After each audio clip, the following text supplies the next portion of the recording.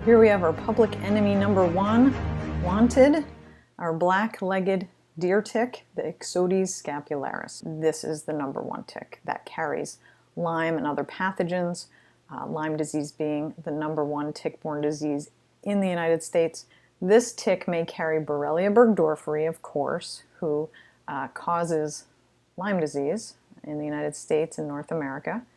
And it can also carry Borrelia mayeri, which has been discovered more recently out in Michigan, Minnesota, and Wisconsin.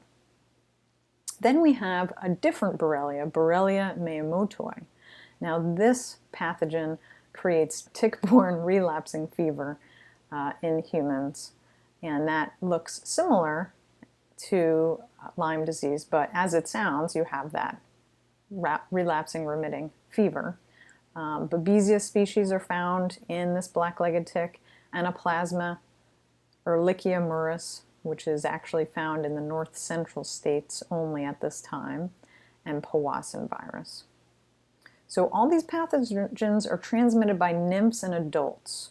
The only pathogen that can be transmitted by larvae is actually two, Borrelia miyamotoi and Powassan virus. And the majority of the tick-borne diseases reported to the CDC are spread by these black-legged ticks. So that's why it is so important to be talking about these ticks in particular.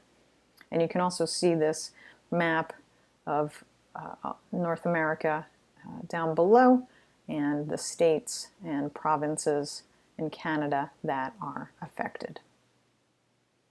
So here we have our western black-legged tick. Looks very much like the eastern so-called black-legged tick, but this is out on the west coast, as you can see on the map. And these may carry, of course, Borrelia burgdorferi, which causes Lyme disease, Borrelia miyamotoi, Anaplasma, and Babesia duncani. So let's take a look at the nymph versus the female adult black-legged tick. So we see how tiny they are. You probably know just how tiny these ticks are and how hard these tick checks can be because they are so tiny. So just a comparison there, and you'll see that that female adult has that tannish reddish abdomen. And a lot of people will really notice that first before that dorsal shield. The dorsal shield is closer to the mouth parts, which is toward the top of the picture. And that dorsal shield we'll talk about is really how you identify these ticks. However, if it is an unfed tick, it is helpful. It's like a little flag to say, hey, this tan reddish back is the female adult black-legged tick, and that can help with identification as well. But as we'll see, when you have an engorged female tick, look at how large that is and how distorted that abdomen gets. So comparing that female unfed to the fed state, you no longer have that coloring. And some people have brought in other ticks saying, oh, it's a big tick, it must be an American dog tick. They're larger than these black-legged ticks. But actually they were black-legged ticks that were engorged. So I would warn you against looking at the size of the tick and getting more aware of where that dorsal shield is. So as you can see, that dorsal shield doesn't change close to the mouth parts there, that black solid round area, and then the distortion of that, pea-like gray sort of coloring of the abdomen there with engorged female, but you still have that round dorsal shield. Of course, very, very tiny, hard to find, but that is a tip regarding that. Because sometimes people find these ticks, lying on the ground, and it's in that little pea shape, and that means, hey, it did feed on somebody, maybe yourself, maybe your dog, and so that's going to be important to know. Oh, okay, it attached. What they do is they attach for about 3 to 5 days until they have a full blood meal, and then they will release. And then they'll still be alive, but they won't be moving around because they're busy digesting that blood meal. So they'll just lie there for quite a while. And you may find one of those, for instance, in your house. Okay, down below we have our egg mass. So this is what's going to happen after this female adult black-legged tick has a blood meal, it's going to lay these eggs, and then the eggs will hatch out into larvae. Let's talk about the tick life cycle.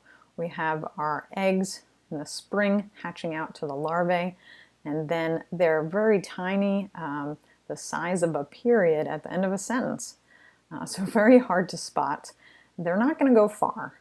They don't have a lot of energy at that point, so they're going to attach to somebody who's pretty close to them, probably a mouse, maybe a bird. As we'll talk about later, 75 to 95% of larvae will attach to a mouse first, and that's where they will obtain pathogens like Borrelia that causes Lyme disease. So then after that they will grow. They'll grow a pair of legs and become nymphs. And so when they become nymphs, they're a little bigger, the size of a poppy seed, still very hard to find.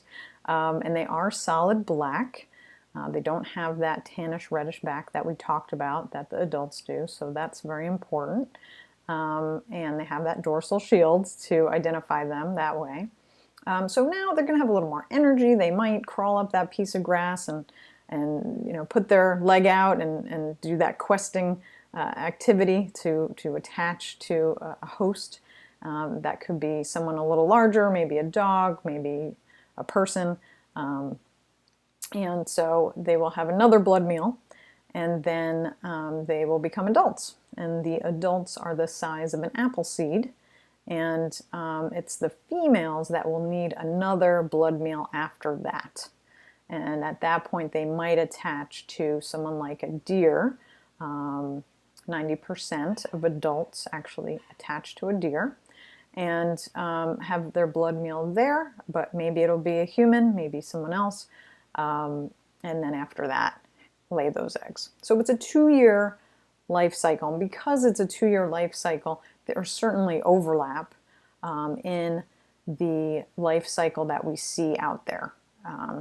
But we'll see with this chart, the Ixodes scapularis seasonal activity, there's some overlap, but then there are some general trends that can help you prepare for what you're going to see out there. So we have these bookends of spring and fall. So March, April, May, we see more of the adults. So they're easier to see, which is nice, and they kind of alert us to, okay, the weather's changed depending on where you're located in North America. This could be a little earlier or a little later. But also, the one thing about this chart I don't love is that January and February don't have anybody showing up, which isn't true.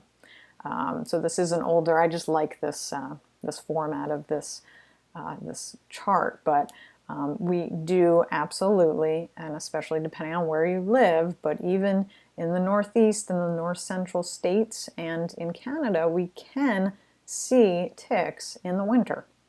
So please be aware of that. Anyhow, so back to the bookends. So we've got March, April, May, typically adults.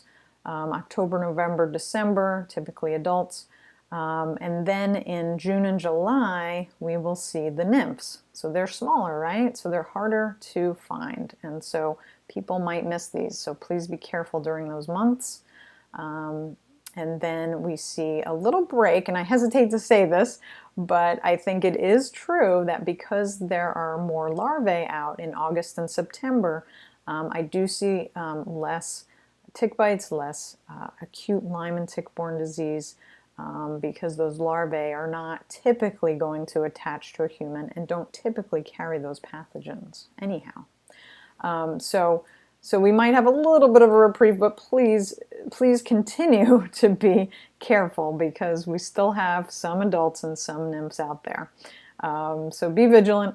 But what I hear a lot is come October, my patients will say, oh my goodness, the ticks are out again, So we see that surge of adults at that time, but they've always been there. So just be careful.